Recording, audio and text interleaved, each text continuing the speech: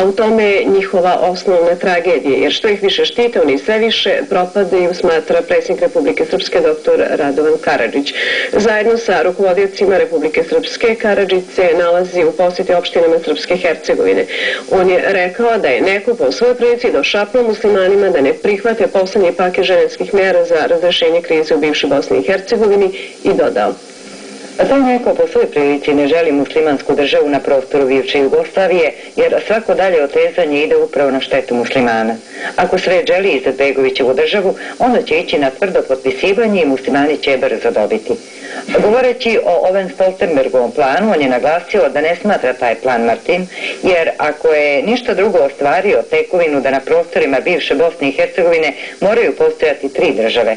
Negativnim je ocenio i Izetbegovićev predlog o sazivanju Balkanske konferencije, naglašavajući da je zato da se ide sitnijim, ali ostvarljivijim koracima i da se najpre razreši pitanje Bosne i Srpske krajine.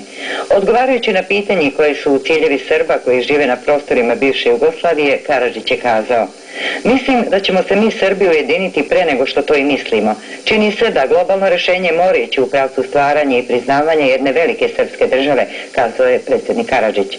Govoreći o mogućnostima da se pojedini muslimanski krajevi priključe srpskoj državi, Karadžić kaže: Mislim da to ne bi bilo dobro ni za njih ni za nas. Krv je pala, došlo je do jednog istorijskog procesa razdvajanja i bolje da budemo dobre komšije nego da ponovo budemo izmešani, da se ponovo antagonizujemo.